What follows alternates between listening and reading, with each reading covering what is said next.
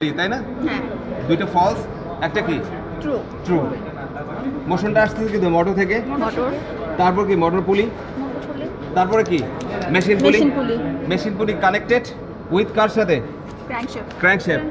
এই ক্র্যাঙ্কশ্যাফটটা আড়াআড়ি, তাই না? হ্যাঁ, এখন কথা হচ্ছে ক্র্যাঙ্কশ্যাফট যদি একবার ঘোরে কত ডিগ্রি হয়? 120 ডিগ্রি। এখন প্রশ্ন হচ্ছে এখানে ডিফারেন্ট একটা শেডিং স্পেশাল একটা বিডাপ আছে। এই বিডাপটা সম্বন্ধে আমাদের জানা, কেন আসলে স্পেশাল এর সম্বন্ধে জানবো। এই ক্র্যাঙ্কশ্যাফটের সাথে এখানে একটা স্পোকেট দেওয়া আছে, এই যে মাঝখানে স্পোকেটের সাথে একটা চেইন দিয়ে ড্রাইভ নিচে, আর একটা স্পোকেট নিচে কানেক্টেড করা হয়েছে। কথাগুলো শুনি, কানেক্টেড করেছি। কানেক্টেড করার মূল উদ্দেশ্য কি, আমরা আসলে কি করতে যাচ্ছি, বিষয়টা হচ্ছে আমাদের প্ল্যানিংটা কি। প্ল্যানিংটা হচ্ছে 3টা পিক পরে একটা রিপিট আমরা কি করব, সিনক্রোনাইজ করব বা মেলাবো। সেই ক্ষেত্রে ক্র্যাঙ্কশ্যাফটের সাথে আমি মোশন নিচ্ছি, যেহেতু ক্র্যাঙ্কশ্যাফট আমার কি রিডটাকে বিট আপ করে, এটার সাথে আমার অবশ্যই কানেকশন করতে হবে। সেহেতু এখানে কি করছে, এটা ধরে নিয়ে এটা 50 টিথের। হ্যাঁ, এখন এখানে যদি 50 টিথ থাকে তাহলে নিচে যে বড় এটা আছে এটা কত হতে পারে? 150। আমরা ধরে নিলাম, আসলে কত আমি জানি না। এখন ড্রাইভটা আসছে তো কোত্থেকে? চেইন দিয়ে। এখন আসি নিচে আসি একটু বসি। চেন দিয়ে কেন অন্য কোনো ভাবে করা যেত না? কারণ চেইন কেন, ওটা হচ্ছে স্পোকেট। সাইকেলে আমরা গিয়ার ব্যবহার না করে কেন স্পোকেট ব্যবহার করি? এটাই তো আমরা- কেন? কারণ এটা হচ্ছে লংজিভিটি, কারণ হচ্ছে একটা গ্যাপের ভিতরে যেটা এটা স্লিপেজ না হয়। আর বেল্ট, সাধারণত বেল্ট ব্যবহার করি আমরা। যদি এই মেশিনে যদি আমি বেল্ট ব্যবহার করতাম আর মেশিনটা যদি কোনো এক জায়গায় জাম হতো, গিয়ারগুলো খুব ভাঙতো না থাকতো, অনেক ড্যামেজ হইতো না? অনেক ড্যামেজ হওয়ার পসিবিলিটি না? এখন যদি জ্যাম হয়ে যায় মেশিন, যদি আমি এখানে একটা বেলের দাম কত, 500-700 টাকা, 3টা বেলের দাম হয়তো 2000 টাকা। যখন গিয়ার চলে যেত অনেক টাকা ড্যামেজ হইতে পারতো। আর গিয়ার হলে সরাসরি অ্যাকশন হয়, তাদের ড্যামেজ হওয়ার পসিবিলিটি বেশি থাকে। আর স্পোকেট দিয়ে এটা মূলত ড্রাইভটা নিচ্ছে, যে এটা আলাদা একটা ড্রাইভ নিচ্ছে। এটার মূল কারণটা হচ্ছে যে সহজের জন্য। এখানে বেল ব্যবহার করলে পুলি ব্যবহার করা দরকার ছিল, পুলি ওখানে আমি ব্যবহার করবো না। একই পুলির যে কাজটা আমি সেটা ওখানে কি দিয়ে নিচ্ছি, স্পোকেট দিয়ে। একই রোটেশন, কারণ টিচ সংখ্যা আমার একটা পুলি, এটা কত বড় না, পিছনেটা অত ছোট না। এখন প্রশ্ন হচ্ছে এই বড়দের স্পিডটাকে কি করছে, সে কন্ট্রোল করছে। এখন ওই আরপিএম এর যেটা আছে, ওই মোটর ক্যাপাসিটি আরপিএম যে আছে, এখন ওটা যদি ফুললি দেওয়া হয় তাহলে এই মেশিন থাকবে, মেশিন ভেঙে যাবে। যে ওই আরপিএমটা কন্ট্রোল করা হয়েছে 200 প্লাস হতে পারে এরকম আরপিএম।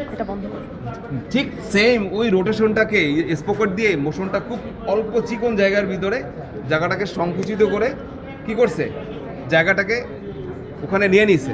এখন আসি, আমার মূল উদ্দেশ্য হচ্ছে এখানে এই যে শেপটা, এই শেপটাই হলো ইসেন্ট্রিক শেপ, তাই না? কানেক্টেড এই শেপটার এখানে কিন্তু একটা সেন্সর আছে, ইলেকট্রিক একটা সেন্সর আছে। এই সেন্সরটার কাজ হচ্ছে কি,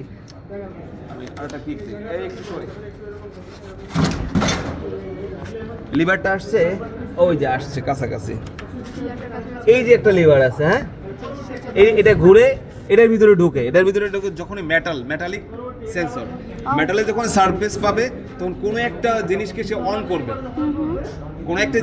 অন করবে। আমরা দেখি এটা যদি ঢোকে তাহলে এখানে কোনো লাল হয় কি না। ঠিক আছে, এখনো যায়নি, হয়নি। ঢুকছে? না লাল তো হয়নি, এখন যায়নি। হ্যাঁ, এবার আস্তে আস্তে লাল তো কিছু হলো না। সবাই দেখছে, ওরা আবার দেখতে চেয়েছে।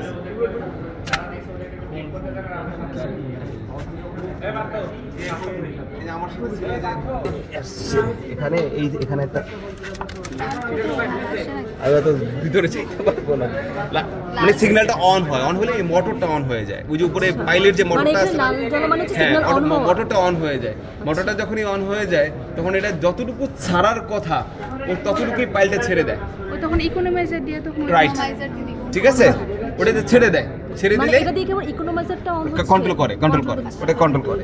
ঠিক আছে, তো এই শেপটার মূলত কাজ হচ্ছে কি, 3 পিক যে পাইলটা আমরা করি, এটা 3টা পিককে কন্ট্রোল করা।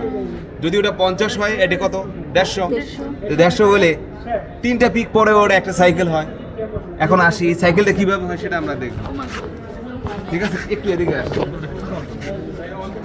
না দেখি এদিকে আসি। হ্যাঁ ওটা এখন এই যে ইসেন্ট্রিকের যে লিভারটা আছে, এই যে ইসেন্ট্রিকের যে লিভারটা দেখি, এই লিভারটা এখনো কিন্তু ইসেন্ট্রিকটা কিন্তু এখনো কিন্তু লিভারকে স্পর্শ করে না, ঠিক আছে?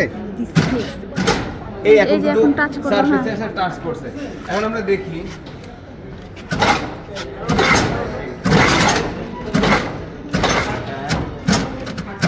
দুই, তিন। আচ্ছা এখানে এই জিনিসটাতে আমরা কি কোনটা? ইসেন্ট্রিক লিভারের সাথে এখন এই ইসেন্ট্রিক লিভারটা যদি আপ হয়,